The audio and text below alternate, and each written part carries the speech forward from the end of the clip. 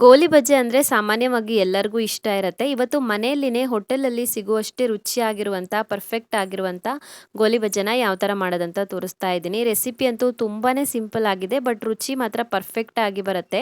ಹೊರಗಡೆಯಿಂದ ಕ್ರಿಸ್ಪಿಯಾಗಿ, ಒಳಗಡೆ ಸಾಫ್ಟ್ ಆಗಿ ಹೋಟೆಲ್ಗಳಲ್ಲಿ ಯಾವ ಥರ ಸಿಗುತ್ತೋ ಅದೇ ರೀತಿ ಮಾಡ್ಬೋದು. ಎಲ್ರಿಗೂ ನಮಸ್ಕಾರ, welcome back to Sandhya Shetty's kitchen. ಇವತ್ತಿನ ವಿಡಿಯೋದಲ್ಲಿ ಹೋಟೆಲ್ಗಳಲ್ಲಿ ಮಾಡೋ ಹಾಗೆ ಗರ್ಗರಿಯಾಗಿ ಸಾಫ್ಟ್ ಆಗಿರುವಂಥ ಗೋಲಿ ಬಜ್ಜಿನ ಮನೆಯಲ್ಲಿನೇ ಯಾವ ಥರ ಮಾಡೋದಂತ ತೋರಿಸ್ತಾ ಇದ್ದೀನಿ.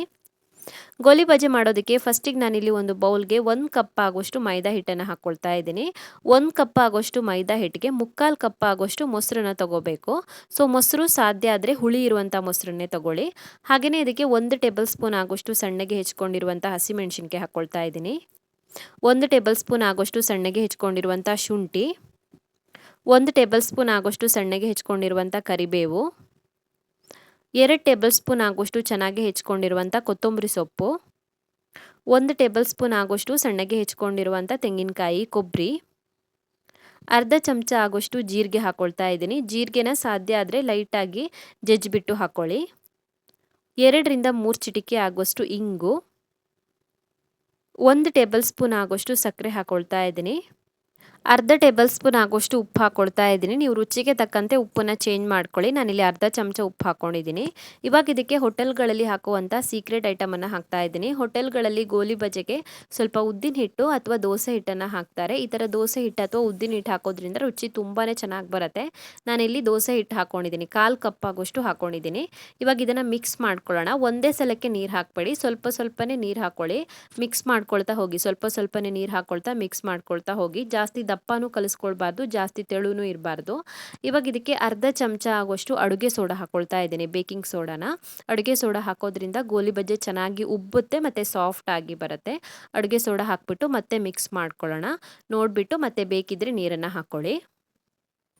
ನೋಡಿ, ಮಿಕ್ಸ್ ಮಾಡ್ಕೊಂಡಿದ್ದಾಗಿದೆ. ಕನ್ಸಿಸ್ಟೆನ್ಸಿ ಈ ಥರ ಇರಬೇಕು. ಜಾಸ್ತಿ ದಪ್ಪನೂ ಇರಬಾರ್ದು, ನೀರಾಗಿನೂ ಮಾಡ್ಕೊಳ್ಬಾರ್ದು, ಇಷ್ಟು ದಪ್ಪ ಮಾಡ್ಕೊಳ್ಬೇಕು. ಇವಾಗ ಮುಚ್ಚಿಬಿಟ್ಟು ಇದನ್ನ ಒಂದು 3 ಗಂಟೆವರೆಗೂ ಹಾಗೇನೆ ಬಿಟ್ಬಿಡೋಣ ಹುಳಿ ಆಗೋದಕ್ಕೆ. 3 ಗಂಟೆ ಆದ ನಂತರ ಚೆಕ್ ಮಾಡ್ಕೊಳ್ತಾ ಇದ್ದೀನಿ. ಹಿಟ್ಟು ಚೆನ್ನಾಗಿ ಹುಳಿಯಾಗಿದೆ. ಒಂದ್ಸಲ ಚೆನ್ನಾಗಿ ಮಿಕ್ಸ್ ಮಾಡ್ಕೊಳ್ಳಿ. ಇವಾಗ ಇದನ್ನ ಎಣ್ಣೆಗೆ ಬಿಟ್ಬಿಟ್ಟು ಗೋಳಿ ಬಜ್ಜಿನ ರೆಡಿ ಮಾಡ್ಕೊಳ್ಳೋಣ. ಎಣ್ಣೆ ಆಲ್ರೆಡಿ ಕಾಯೋದಕ್ಕೆ ಇಟ್ಟಿದ್ದೀನಿ. ಎಣ್ಣೆ ಒಂದ್ಸಲ ಪೂರ್ತಿಯಾಗಿ ಕಾದ ನಂತರ ಸ್ವಲ್ಪ ಸ್ವಲ್ಪನೇ ಹಿಟ್ಟನ್ನ ಕೈಯಲ್ಲಿ ತಗೊಂಡ್ಬಿಟ್ಟು ಈ ತರ ಎಣ್ಣೆಗೆ ಬಿಡಬೇಕು. 1 ಚಮಚ ಆಗೋಷ್ಟು ಹಿಟ್ಟನ್ನ ತಗೊಳ್ಳಿ, ಜಾಸ್ತಿ ಬೇಡ. ಶೇಪ್ ಎಲ್ಲ ನೋಡೋದಕ್ಕೆ ಹೋಗ್ಬೇಡಿ. ನೀವು ಯಾವ ತರ ಬಿಟ್ಟರು ಕೂಡ ರೌಂಡ್ ಆಗ್ಬಿಡುತ್ತೆ ಅದು ಉಬ್ಬಿಟ್ಟು. ಒಂದ್ರ ಮೇಲೆ ಒಂದು ಹಾಕೋದಕ್ಕೆ ಹೋಗ್ಬೇಡಿ, ಸ್ವಲ್ಪ ಗ್ಯಾಪ್ ಬಿಟ್ಟು ಹಾಕೊಳ್ಳಿ. ನೀವು ಹಿಟ್ಟು ಹಾಕದ ನಂತರನೇ ಅದು ಉಬ್ಬಿಟ್ಟು ಮೇಲ್ಗಡೆಗೆ ಬರುತ್ತೆ. ಮೇಲ್ಗಡೆಗೆ ಬರೋವರೆಗೂ ಸೌಟ್ ಹಾಕೋದಕ್ಕೆ ಹೋಗಬೇಡಿ. ಒಂದ್ಸಲ ಮೇಲ್ಗಡೆಗೆ ಬಂದ ನಂತರ ಸೌಟಲ್ಲಿ ಮಿಕ್ಸ್ ಮಾಡ್ಕೊಳ್ಬೇಕು. ಒಂದ್ಸಲಕ್ಕೆ ಎಷ್ಟು ಹಿಡಿಯುತ್ತೋ ಅಷ್ಟು ಹಿಟ್ಟನ್ನು ಹಾಕೊಳ್ಳಿ. ನೋಡಿ, ಎಲ್ಲ ಗೋಲಿ ಬಜ್ಜಿನೂ ಕೂಡ ಉಬ್ಬಿಟ್ಟು ಮೇಲ್ಗಡೆಗೆ ಬರ್ತಾ ಇದೆ. ಒಂದ್ಸಲ ಮೇಲ್ಗಡೆಗೆ ಬಂದ ನಂತರ ಸೌಟಲ್ಲಿ ಮಿಕ್ಸ್ ಮಾಡ್ಕೊಳ್ಬೇಕು. ಈಗ ಕಂಟಿನ್ಯೂಸ್ ಆಗಿ ಪೂರ್ತಿಯಾಗಿ ಬೇಯೋವರೆಗೂ ಇದೇ ರೀತಿ ಮಿಕ್ಸ್ ಮಾಡ್ಕೊಳ್ಬೇಕು. ಇಲ್ಲಾಂದರೆ ಒಂದು ಕಡೆಗೆ ಡಾರ್ಕ್ ಕಲರ್ ಆಗುತ್ತೆ, ಇನ್ನೊಂದು ಕಡೆಗೆ ಲೈಟ್ ಆಗಿ ಬರುತ್ತೆ. ಪೂರ್ತಿಯಾಗಿ ಆಗೋವರೆಗೂ ಉರಿನ ಮೀಡಿಯಂ ಫ್ಲೇಮಲ್ಲಿ ಇಟ್ಕೊಳ್ಳಿ. ಉರಿನ ಮೀಡಿಯಂ ಫ್ಲೇಮಲ್ಲಿ ಇಟ್ಕೊಂಡು ಪೂರ್ತಿಯಾಗಿ ಕೆಂಪಗಾಗೋವರೆಗೂ ಇದೇ ರೀತಿ ಸೌಟಲ್ಲಿ ಮಿಕ್ಸ್ ಮಾಡ್ಕೊಳ್ಬೇಕು. ಅಂದಾಜು ಒಂದು 5 ರಿಂದ 10 ನಿಮಿಷ ಬೇಕಾಗ್ಬೋದು ಮ್ಯಾಕ್ಸಿಮಮ್ ಅಂದರೆ.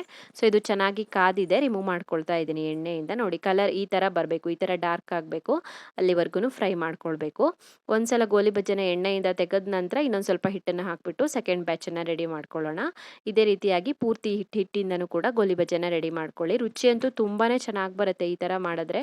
ಹೊರಗಡೆ ಕ್ರಿಸ್ಪಿ ಆಗಿರುತ್ತೆ, ಒಳಗಡೆ ಸಾಫ್ಟ್ ಆಗಿರುತ್ತೆ, ತಿನ್ನೋದಕ್ಕೆ ತುಂಬಾ ಚೆನ್ನಾಗಾಗುತ್ತೆ. 100% ಹೋಟೆಲಲ್ಲಿ ಯಾವ ಥರ ಸಿಗುತ್ತೋ ಅದೇ ಥರ ಬರುತ್ತೆ. ಮನೆಯಲ್ಲಿನೇ ಸುಲಭವಾಗಿ ಮಾಡ್ಕೊಳ್ಬೋದು ಗೋಲಿ ಬಜ್ಜಿನ. ಇವಾಗಂತೂ ಬೇಸಿಗೆ ರಜೆ ಇರುತ್ತೆ, ಮಕ್ಕಳೆಲ್ಲ ತಿಂಡಿ ಕೇಳ್ತಾ ಇರ್ತಾರೆ. ಸೊ ಅವ್ರಿಗೆ ಈ ಥರ ಗೋಲಿ ಬಜ್ಜಿ ಮಾಡಿಕೊಡಿ, ತುಂಬಾ ಖುಷಿ ಪಡ್ತಾರೆ.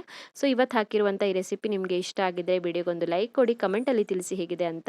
ಇನ್ನೂ ಹೆಚ್ಚಿನ ವಿಡಿಯೋಗಳಿಗೆ ನನ್ನ ಯೂಟ್ಯೂಬ್ ಚಾನಲನ್ನು ಸಬ್ಸ್ಕ್ರೈಬ್ ಮಾಡ್ಕೊಳ್ಳೋದನ್ನು ಮರಿಬೇಡಿ.